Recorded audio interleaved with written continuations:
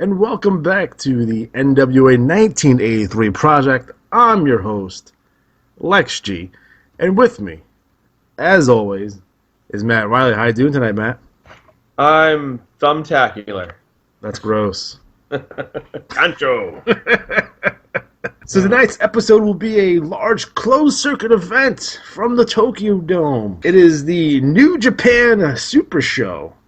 Now it's going to feature talent from all over the world, including All Japan Pro Wrestling. And if you know anything about Japanese wrestling, that would be amazing in 1983.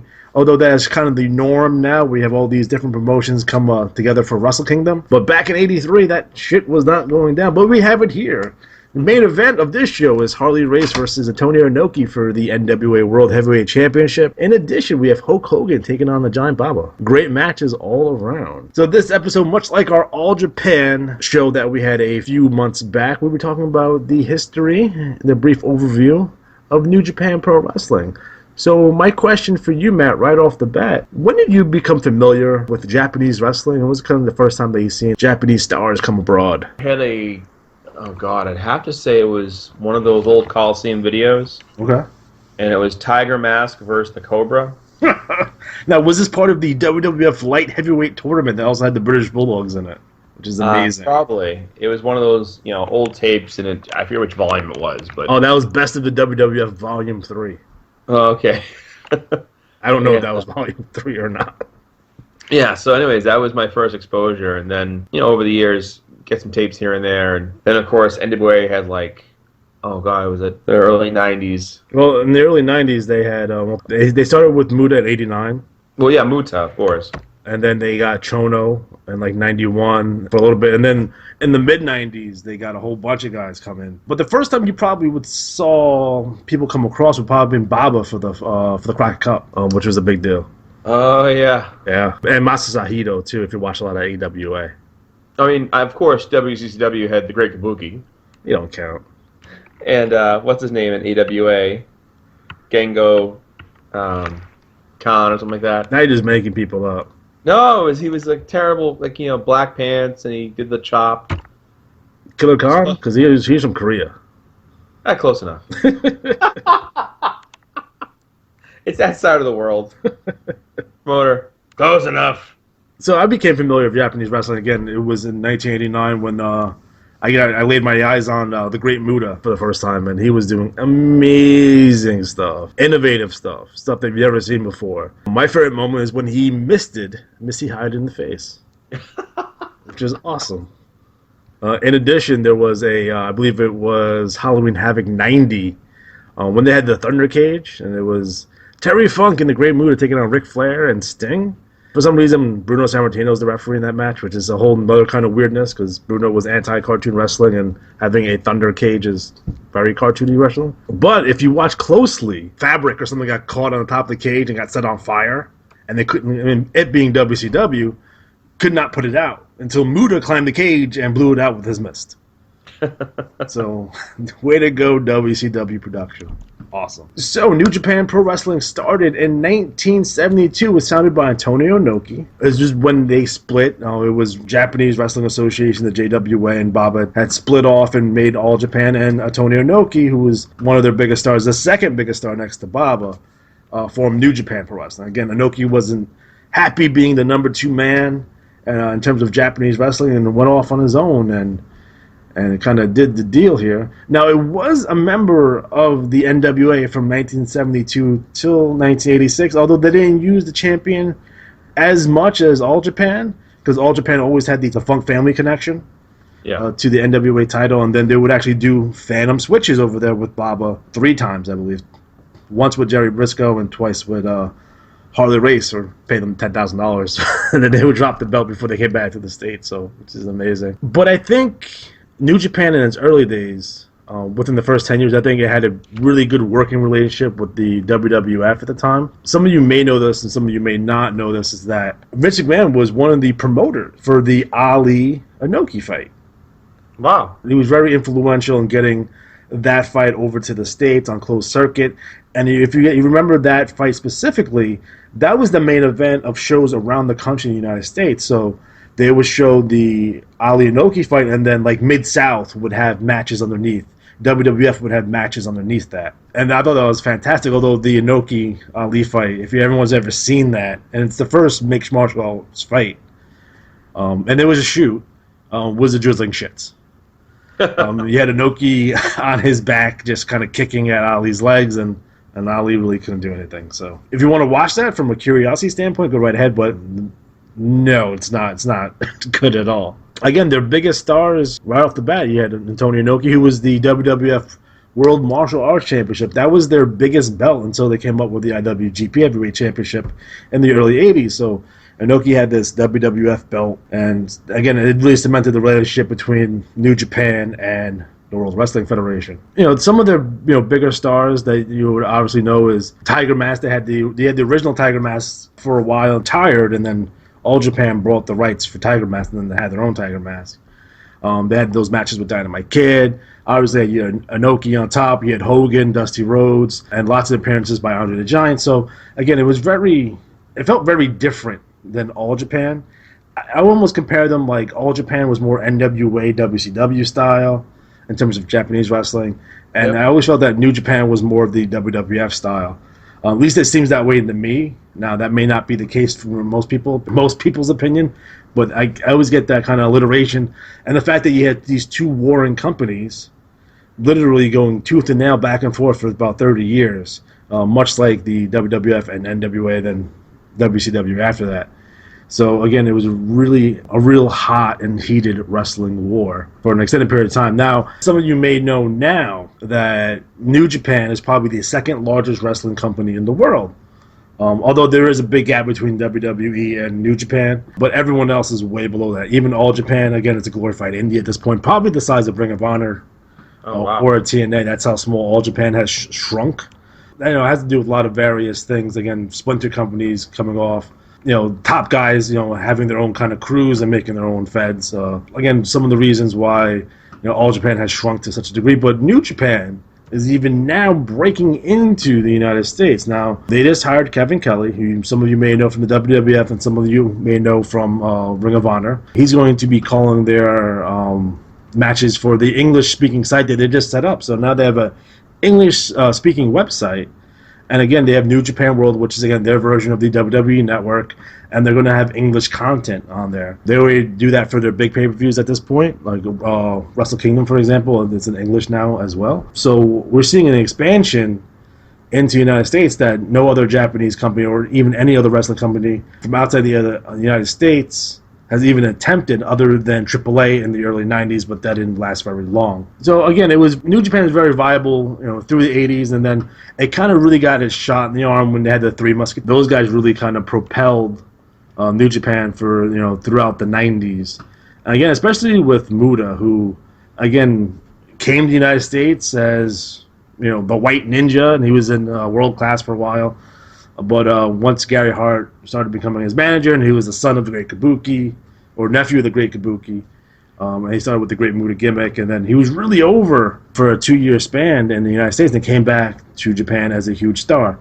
Now, the Japanese wrestling culture is a little bit different, where they take their young guys who basically have been preliminary matches or jobbers for the most part. They send them over to Mexico, they send them over to Germany, they send them over to Canada, then send them over to the United States. They get some seasoning, they go away for a while, and they come back, ready to become a big star. The big thing about New Japan are their tournaments. They have the G1 Climax, which is their biggest tournament of the year. It's a round-robin tournament. The winner of that historically gets a world title shot. You have the World Tag League. That's a tag team round-robin tournament. You have the New Japan Cup. It's a single elimination title that's open weight. You have the Best of the Super Juniors, which is their junior heavyweight tournament. The Super J Cup, which I don't think they run that every year, but it's a fantastic tournament when they do it. They have the Super Junior Tag Tournament. They have the Young Lions Cup. And they have the J Sports Crown Open 6-Man Tournament. And the G2 Under 30 Climax. Again, that's kind of for your rookies. And they get kind of some publicity over there. So again, much like Japanese wrestling, they have they're very tournament based, and they go on these tours and they bring a couple Americans over and they go on tours and then they have a little break for a little bit, They bring some new guys over, and they start it all again. Again, it's a real interesting promotion. And I guess the funny part about it is that Antonio Inoki is no longer part of New Japan whatsoever. He had stepped down. 2007. Inoki had stepped down from New Japan. His influence began to diminish and decline. And then New Japan was purchased by Yuke's. Produces wrestling video games. WWE 2k16, 2k17, they are developed by Yuke's. And they're published by 2K now. So in 2007, Inoki started a new federation, new promotion called Inoki Genome Federation, but that didn't last very long. And at this point, some people kind of compare him to Vince McMahon, and to a certain degree that, or even George Lucas, like the farther he can get away from his product, the better the product's going to be. And then, we've seen this explosion of New Japan as of late, and they're doing things that Inoki probably would never let them do, and they're kind of really opening it up around the world. Perhaps, when Vince retires, which I don't think ever will happen, maybe we can see a similar uptick in business, new ideas, fresh approaches, and that kind of stuff. So all in all, it's very interesting. Inoki was a big proponent of mixed martial arts, and he would have shoot fights. Or work shoe fights, and with UFWI guys, and that stuff was always kind of weird because you can really tell the difference between a shoot and a work. And sometimes they would put his top wrestlers in these shoot fights, and they get their asses handed to them. And then, what are you going to do with that after that? You know what I mean? It's like Brock Lesnar. Yeah, Brock is different. Brock is very, very different. So I just want to quickly go over some of the roster over the years that they have. So I just want to quickly go over some of the non-Japanese wrestlers that have worked for New Japan Pro Wrestling over the years. Start with Abdullah the Butcher. Everyone loves them some Abby. I think we've compared him to New Jack. New Jack is the modern day Abdullah the Butcher. Oh, yeah. Yeah. They've had Bryan Danielson, Daniel Bryan, Arn Anderson, Carl Anderson, Andre the Giant, Kurt Angle, Stone Cold Steve Austin, Bob Backlund, Shelton Benjamin, Mike Bennett, The Barbarian, Bam Bam Bigelow, Black Tiger 2, Black Tiger 3, Bruiser Brody, China. Ever watched that Chono versus China match? China? China.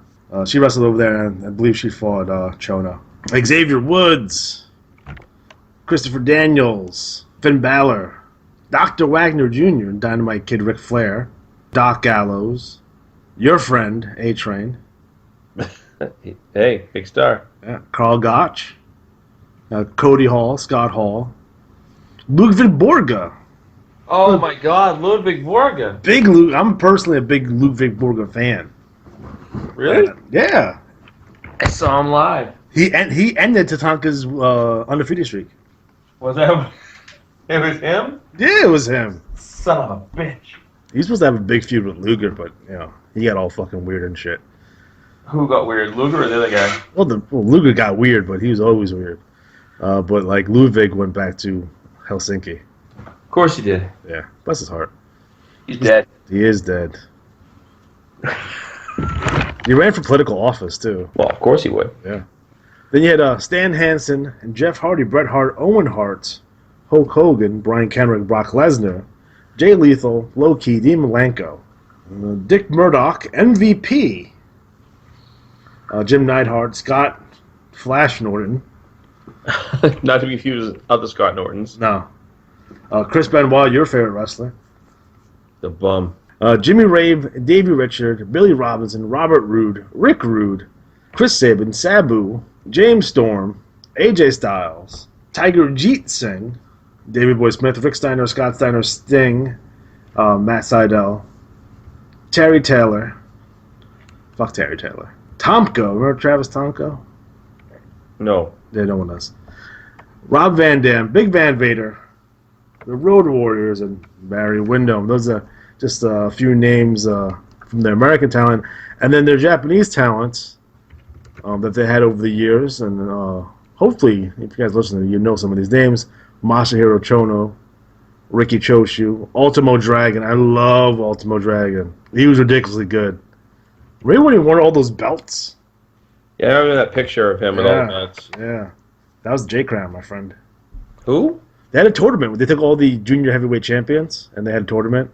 Yeah. He didn't win it. Someone else did. But he beat someone else for that belt. And the funny thing about it is that it had the WWF Light Heavyweight Championship was part of the J Crown. So he not only was he had all these championships, including the WCW Cruiserweight Champion, he was also WWE Light Heavyweight Champion at the same time. Wow. And he had all those belts on Nitro. Next up, you have WWE Hall of Famer and the guy who's in the last 2 wrestling video games from some unknown reason, Tatsumi Fujinami. Which is weird.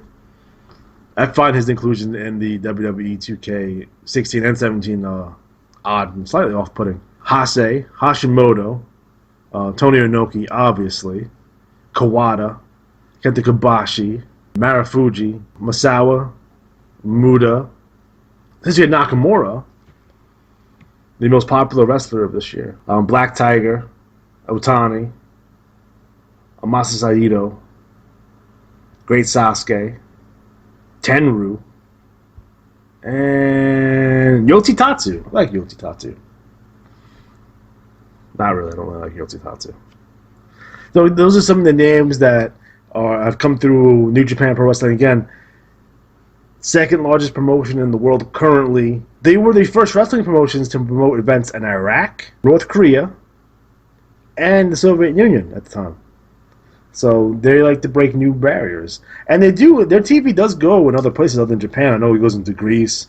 I know it goes into the Middle East. So when they travel to these areas, the New Japan wrestlers are actually pretty well known. Huh. So look at that. Now I know your favorite New Japan Pro wrestler is Cheeseburger, but who else do you enjoy from their current roster? I know you recently just watched Wrestle Kingdom. Oh, Kenny Omega. Oh yeah. Kenny Omega, who I think is one of the most entertaining wrestlers to watch, and that's compete and promo wise. Yeah. He gives very succinct promos that tell a story, unlike a lot of people. And we talked in one of the shows about if he would go to WWE or how would it go. And I think one of the things that hurts WWE now is that it's so scripted. And we were saying, for example, Enzo and Cass were fun the first few times, but after a while you're like, oh. I'm waiting for Cass just to fucking kick him in Enzo in the head. I'm just waiting for it. It was like, this fucking little bastard. Bum, bum, bum. I definitely want to see more of Davies Boy Smith Jr. or Harry Smith, if you want to be joking about it. Don't know why they dropped the ball with him in the WWE. It made no sense. He has everything. He has all the tools. Yeah. A legacy guy, big guy, good-looking kid, can work. What the fuck? Like I said, what the fuck? And 2 of my favorite wrestlers, Tama Tonga and Tango, who are Haku's children. They're the anti-Roman Reigns, is what I call them. Because you brought them to WWE today, I think they would get super over, other than Roman Reigns. Man, fuck Roman Reigns. How about that shit? I said it. Fuck that guy. I feel bad for him because I know it's not his fault. It's not his fault, but we talk about that all the time. So that is a brief overview of New Japan Pro Wrestling. Again, we'll cover it again once we come back to Japan, because we do have plans to come back over to Japan. But Matt, my question to you right now is, now they've done these Phantom title changes in Japan. We talked about the 3 with Baba, but do you think if they would have took someone like Baba, put the belt on him over in Japan, and then had Baba come over and defend it in the United States, do you think that would have worked in the territory system back in the early 80s? Not nowadays, no. Not with the internet and tweeting and pictures. Well, yeah, nowadays that wouldn't... Well, I'm talking about if he came back, he won that... okay. So, for example, Baba beat Race, but Race won it in Japan, and then they never acknowledged it. Right. But what if they took Baba and we're going to bring you back to the States, and we're going to bring you, you're going to defend the belt in World Class, and you're going to go defend the belt in Mid-South. Do you think he would have got a positive reaction? It depends how you picture him. I mean, if you picture him up as a, super heel. Would that have been the only way, is to bring him as a heel? Like in my head, if you had Baba, would probably be the best example, and we'll talk about Inoki in a second. You bring Baba, he's a legitimate giant. He's 6'11", 7 feet tall, what have you, and Bill him as. Yeah. You pair him with Gary Hart as the evil manager. The mysterious man from Japan. He's the Japanese giant. You think he would have drawn money in the States? At least for a short period of time? I think, packaged right, anybody can draw money. But, Right. I mean, if you had him come in with Gary Hart as his manager, and then in the first match, let's say he's fighting the Von Erichs, right? Mm-hmm. Or, I don't know, whatever. Let's say he's fighting Kerry Von Erich. And he's kind of beating Kerry, but Kerry's making a comeback, and Gary causes the match, like, to end in DQ or something like that, and, steal a chance in Kerry. And then Baba turns around and, like, turns on Gary Hart because he's brought him dishonor. And he says, I'll fight you in another match, without him interfering. And then you can have them have the match. And then if Gary Hart comes down with two heels and they beat them both up, you get a tag match. Harry doesn't get the belt. But it's a way to, like, turn him face. Yeah. But I think if you just bring him in and it's like, here's some dude none of you know. Like you'd be like, what the hell? Who the hell is this guy? Would a 1983 crowd be appreciative of a Japanese champion? Would you get the right reactions? Again, I'd say most likely not, but depends how you package them. Right. And wasn't there a late '80s? Wasn't there a Japanese champion in the AWA for a while? Yeah, it was Saito. That's No, Jumbo Shiruda. Was that it? All right, I Jumbo remember. Shiruda, yeah. So just Because Inoki, you could probably make a babyface because he has a connection with Ali, and Right. if Inoki won the belt from Harley Race in '83, and you brought him to the States, you would have to put him with a package with Ali, who not for nothing wasn't doing a whole lot in '83 anyway. You could probably get him. right. Kind of be a mouthpiece. If he's still able to talk. Again, I don't know how, his Parkinson's. I don't know how bad his Parkinson's was in '83. I know by '85 he really couldn't talk that well. Yeah. But maybe in '83 he could still talk. And then I think having, if it was WWF, you put him with Albano, right, and Ali, and you do the whole package deal like that. But if you're talking about the NWA, you have to, there's not a whole lot of babyface managers, and you put him with Oliver Humperdinck or something like that. Yeah. But I think you would need Bill Watts with them. You usually need help as a babyface, so you have to put him with Dusty, and you would book him against just Russians for a while. So you have him against Koloff or Nikolai Volkov, and try to get him over that way. Yeah. Obviously, if you bring Inoki over as a babyface, you can't have him in matches with the Von Erichs who get booed out of the building, or the Junkyard Dog who get booed out of the building. Maybe Flair. I don't know. I'm still thinking if you put Inoki in North Carolina in 1983 against Flair, they're booing him. Definitely an interesting fact that in terms of race relations, and again, the 80s were a weird time for Japan and America. There was a lot of anti-Japanese sentiment at the time. Not from World War II, because I think a lot of people at the time thought that, Japanese people are coming in and buying up America. Much like how China is doing today, they're buying a lot of real estate and stuff like that. Although the Japanese businessmen lost a lot of money in American real estate, especially in the crash of '87. So they pulled out. But it was a big controversy. I don't know if you remember this. When Nintendo bought the Mariners, people were up in arms. Like, people were super pissed when the Nintendo, the video game company, purchased the San Diego Mariners. Like, people were really upset by that. And then how can we let a foreign business buy a piece of the American pastime? A lot of people were very upset by that. Weird time in the 80s. Weird time now, but that's a whole nother story. And in terms of wrestling, usually you're foreigners, not your Canadians, because they don't count. And in some cases, not your Mexicans, because they don't count, especially their baby faces.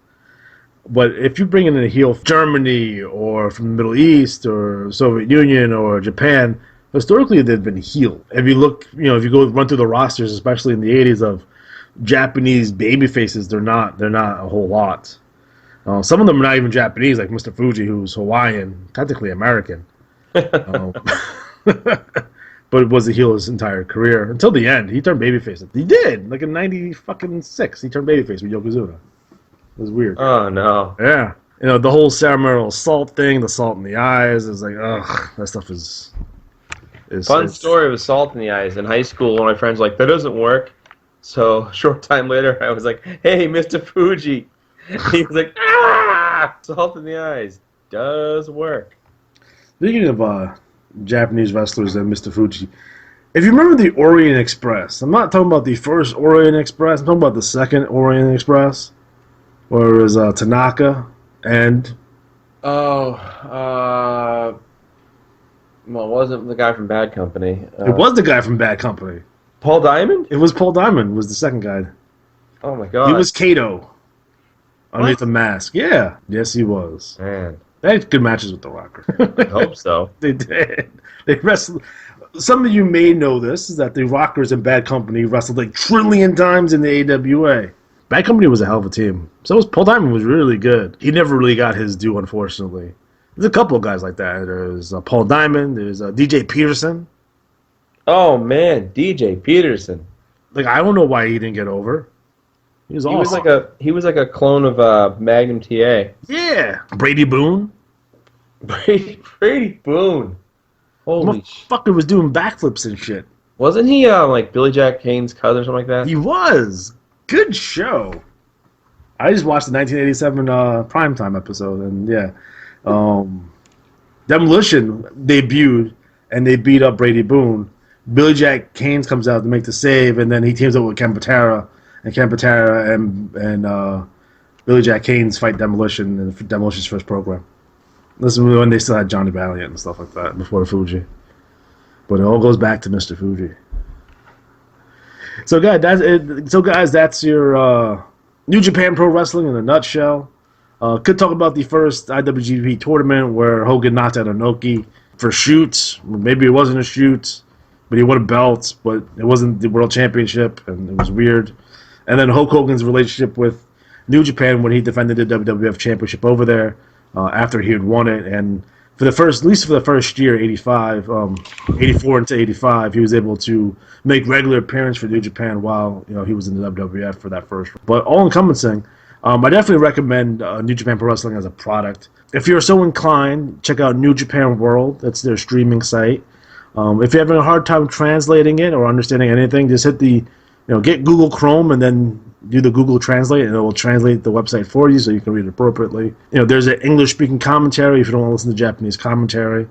So much to talk about in terms of New Japan that it's unfair to do one show on it. So we'll bring it up at other occasions. I definitely want to talk about those Super J Cups, Benoit, Eddie Guerrero, and Chris Jericho in the early 90s. Those were fantastic. So I am a huge fan of J Cups. I know that about you. It's not a lie. Yeah. How do they anyway, that's a whole other you can't remember where we're at that point. Oh, that's liquid gold right there. And I'm pretty sure everyone goes up to G, by the way. Oh no, it goes beyond. Sure. First-hand knowledge. Okay. I sold women's underwear for like 4 years.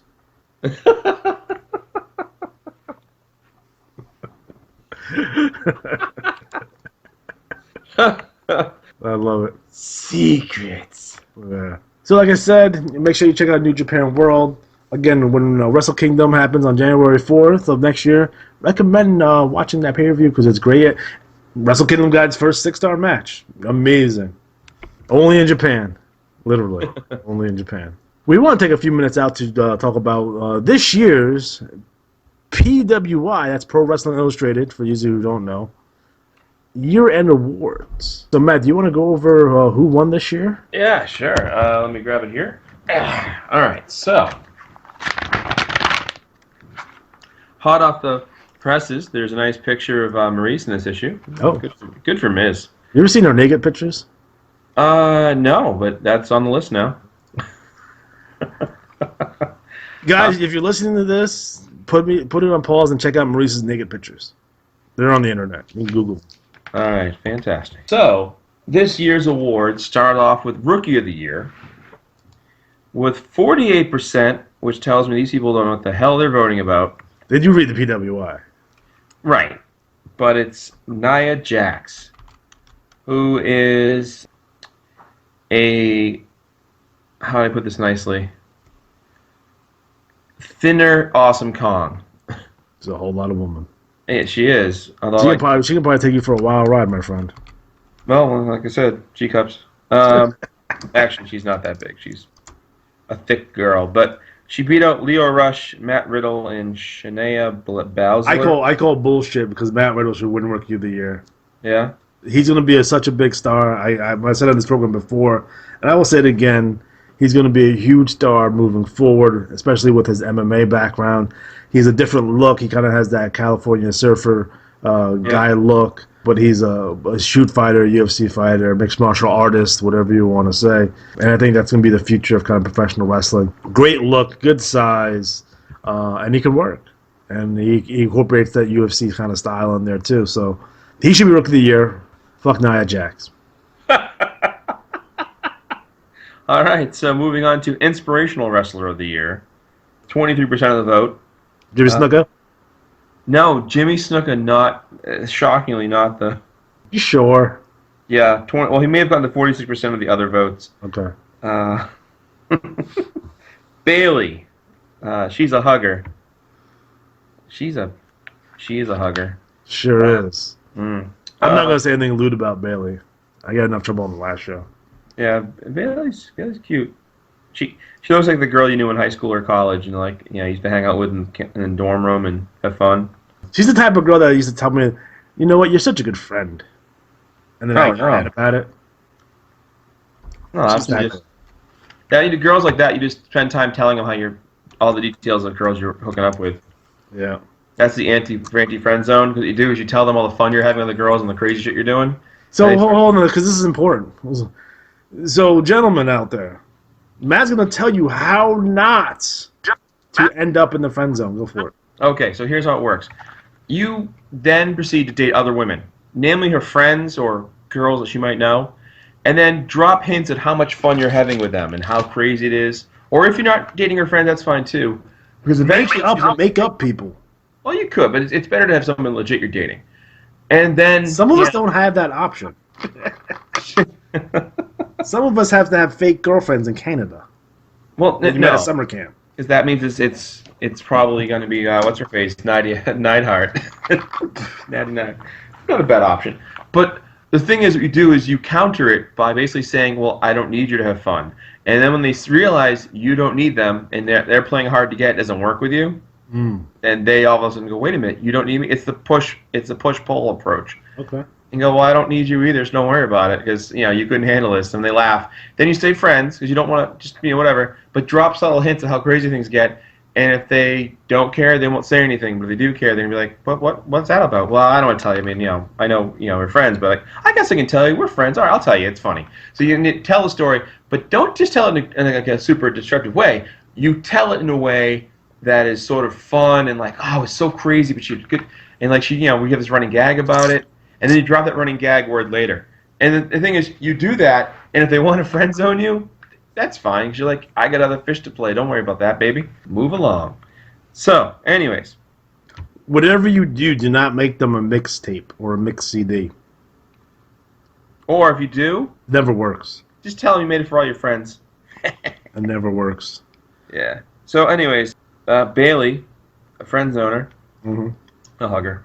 Cody Rhodes came in second with 14% of the votes, and Seth Rollins second, and Dean Ambrose third. I would definitely give Cody Rhodes a nod on that, especially, he reinvented himself. He was able to leave the WWE on his own terms. Yep. And and had really good matches on the independent scene right now. So. Okay, so next award, Most Improved Wrestler, with 19% of the vote. A kind of a surprise here, The Miz. Well, I don't think that's that much of a surprise because you were all over The Miz the earlier part of this year. Yeah. So especially with the stuff he was doing with Ziggler. Yep. So he was doing nice little programs, although I do think Kenny Omega should have took that. Especially if you look at his work in 2015 and then obviously his work in 2016. The guy's having 6-star matches, for Christ's sakes. Well, he's probably going to win it next year if he doesn't win Wrestler of the Year, but... again, like the other runners were T.J. Perkins, Kenny Omega, and Dalton Castle. And Kenny obviously elevated his game more than anybody else, pretty much. Yeah. Because he went from kind of a comedy act to a legit top-tier talent. The Miz did a similar thing where he went from kind of being the comedy guy, but he's legit in that he's a solid character to work with. He likes being a heel. He's good at being a heel, like a lot of people, so... Yeah, I'm not mad at this pick at all. I thought it was well-deserved. The next award is Comeback of the Year, and I call bullshit on this one because it was Goldberg with 30%. Goldberg, who had all of, one match Survivor Series. Yeah, one match. That's not a comeback. That's like a, Now, granted, he had his good 2.5 minute match, but I'm sorry, that's not a comeback. Agreed. I mean, I could go in the ring and have a 2 minute match and look decent if I had the right guy to work with. Come on. Now the runner-ups were Seth Rollins, Chris Jericho, and Matt Hardy. Right. I think I would give it for Matt Hardy. Yeah, he reinvented himself and Big time. A marketable character. Woman of the Year, Charlotte, with 40% of the vote. And, that's fine. Yeah, she did a great job. She's a good performer. So Yeah. it scares the hell out of me every time I see her do a moonsault out of the ring. I'm like, what are you doing, kid? Yeah. You don't need to be doing that, because my problem's not her. It's the people she works with can't catch her right. Well, yeah, because they weigh 90 pounds. Right. So don't do that. No. Runners-up, Sasha Banks was really close to 35%. Bayley and Becky Lynch. Okay, that's fair. I don't know what's going on with Sasha Banks right now. I think she's hurt or they're doing something, because every other week it's like her sitting on a hospital thing, like looking at her knee. She's going to be like Bob Orton with her knee brace. Yeah. Which brings us to Feud of the Year, which was Charlotte versus Sasha Banks with 27% of the vote. I can see that. They had a good series. They had good matches. Hell in the Cell. Exciting and fun. You would really put that over John Cena, AJ Styles? I wouldn't, but I'm saying it was legit. It wasn't like a fluke. No. But Cena Styles is way better. Yeah. But that's just, Jimmy Snuka versus Death was also a good feud, but didn't last long. Let's see, Zayn versus Owens, Styles versus Ambrose. So, some other ones. Yeah, most popular wrestler of the year, Shinsuke Nakamura, just narrowly beat out Dean Ambrose, who I can't stand anyway, so that's fine. I'm wondering how a guy on NXT, who's not on the main roster, who's from Japan, doesn't speak any English, is the most popular wrestler of the year. If it's a legit contest, I'm guessing most of his fans in Japan got him over. So you think that they emailed and demanded Nakamura to be most popular wrestler of the year? Yeah. I don't know about that. Yeah. I like Nakamura a whole lot. Don't get me wrong. But, Yeah. To me, I think it would have been Finn Balor, maybe. Yeah. Although he only had one match. Right, he got hurt too. So, Right. But he wasn't Goldberg, so all right. Moving into most hated wrestler, Roman Reigns, 26%, which is an amusing thing because they even line up. The guy does everything right, and he gets hated for it. It's kind of like Tom Brady of wrestling, without all the titles, of course. But he's just in this constant loop. People hate him until they figure that out. He's still going to be doing his thing. Yeah. I kind of just feel bad for him. Yeah. And I don't know if that's done on purpose. I mean, it looks like they're turning him. Like, they had a little interaction with him and the Undertaker at the Royal Rumble, so maybe there's something there. Yeah. The WWE legitimately put him in a spot to ensure that Randy Orton got cheered. Now, that tells you a couple of things. Yeah. Either they have zero faith in Randy Orton, or they have zero faith in their ability to book Randy Orton. Yeah. Because a star as big as Randy Orton doesn't need a heater to get cheered. Right. He should have got cheered all on his own. So the thing I don't understand about the Royal Rumble is, if Roman won the belt, he was in the match, right? Kayfabe wise. Yeah. He's in the match for the belt, right? The Universal Championship. All right.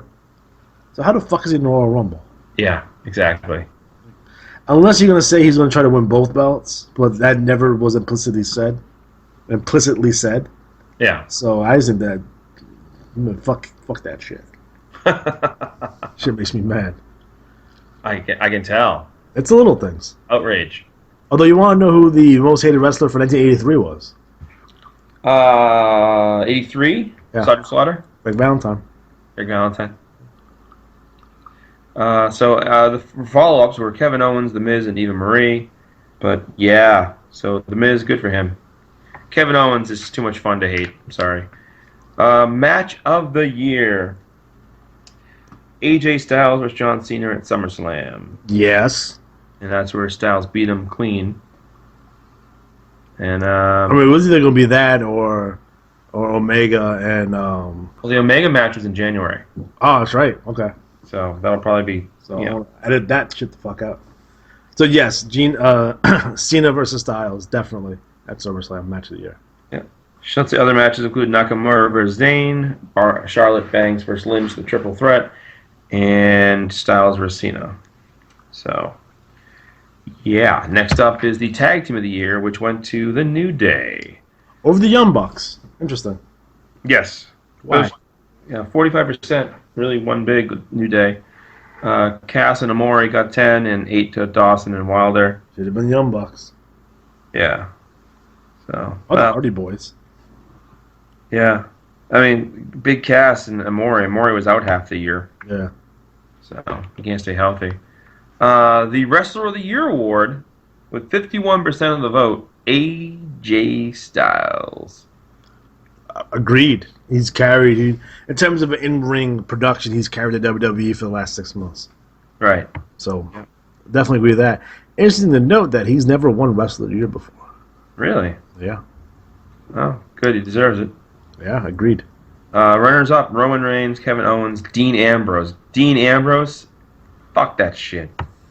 Guy can't wrestle. Do you not like him because he looks sticky? It's part of it. It's mostly because he acts like he's a backyard wrestler who made it. And Well, he it's just... kind of is. Right. But it's just like, I don't like it shticked. Like, it's like, come on, dude. Whatever. Have you watched him on Total Divas yet? I know you're a big fan. Not watch Total Divas. Me neither. I've never watched one episode of that shit.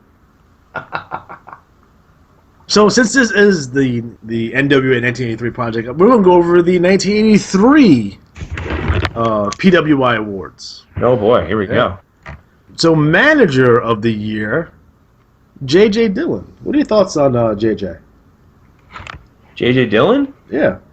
I always liked J.J. Dillon. Good mouthpiece. Did a good job selling the moment. I mean, for a long time, we still to this day will yell at each other. I told you it wouldn't be there. I told you it wouldn't be there. For the Barry Windham turn. Big fan of J.J. Dillon. Not a big fan of his run as commissioner of WCW. No, that was, yeah. Although apparently he was the head of the WWF steroid distribution ring. Really? He was charged. I think the government thought that, but I don't think that was legitimate. Oh. The Lifetime Achievement Award went for the Grand Wizard, Ernie Roth, who recently passed away that year, 1983. Grand Wizard. He used to manage the Sheik. Yeah. Yeah. And he was just the heel man. He was pretty good. I liked him. They didn't Rookie of the Year, 1983, Angelo Mosca Jr. Rookie of the Year? Yeah. Well, it's because his name's Angelo Mosca Jr. Yeah. Now, he won over King Kong Bundy, Scott Armstrong, WWE referee, and Arn Anderson. Clearly, either Arn Anderson or King Kong Bundy should have won that looking back. Right. Agreed. 5 count. Inspirational Wrestler of the Year, Hulk Hogan. Wow. A real American. He was in the middle of that face AWA run, so Yeah. he's very inspirational. Take your vitamins, say your prayers. Oh, yeah, brother. Most Improved Wrestler of the Year, Bret Wayne Sawyer. Oh, no. There you go. I know he's your man. No, yeah, no. Yeah, I agree. He was the bubblegum kid at one point, so Oh, jeez. that's good. He won over probably 3 of my favorite wrestlers of all time: Mike Rotundo, Pez Watley, and Brad Rheingans. So there you go. I saw Brad Rheingans the other day, who was jobbing on Superstars in 1989. It was awesome. Most Hated Wrestler of the Year, I had mentioned this, Greg Valentine. And Greg Valentine had won it twice before that. Now, Greg won it over the Masked Superstar, Kevin Sullivan, and Michael P.S. Hayes. Oh, it should have been Hayes. Or Sullivan. Yeah. Sullivan was the goddamn devil. Yeah. You ever see that picture of the PWI that says, Kevin Sullivan, my manager's the devil? That's awesome. He scares me sometimes. Most popular wrestler of 83. You want to guess? In 83? Yeah, most popular wrestler in 83. Kerry Von Erich? Dusty Rhodes? No and no. Oh, boy. Sergeant Slaughter? No, this is a PWI, by the way. Oh. Greg Gagne? No, Jimmy Snuka was the okay, yeah. wrestler, most popular wrestler of the year 1983. He won over Dusty Rhodes, David Von Erich, and the Junkyard Dog. Oh, JYD. And according to Wikipedia, Rob Van Dam is the only wrestler to win most popular wrestler of the year as a heel. Really? Yeah. What year was that? 2002. Amazing. Although Stone Cold Steve Austin, yeah, 98, nah. But if it was 97, yes. Feud of the year. Well, we can't do feud of the year. It started in 86. Match of the year. 83? Yeah. Flair versus Race? Yeah, but not the one you're thinking of. So it's Flair versus Race, not Starrcade, but when Race wins the belt from Flair. Okay. In St. Louis on June 10th. Interesting they didn't put the cage match in there, though. Tag team of the year. There's only one real choice. In 83, Road Warriors. Not only did they win 83, they won 83, 84, and 85. And never won the World Tag in NWA. AWA Tag Champs, right? They were AWH tag. They eventually won the NWA belts. I think in 88. But yeah, they were AWA World Champions. And they were the national champions. They're Florida champions. And they've won belts. Yeah, 82 is Greg Gagne and Jim Brunzell. So. Oh, man. And the wrestler of the year for 1983. 83 Ric Flair? Nope. Ric Flair did win in 84, 85, and 86. Okay. And 89. Dusty and Rhodes. 92. Dusty Rhodes was the first runner-up. Oh. No, I'm sorry. He was not the first runner-up. Nick Bockwinkel was the first runner-up.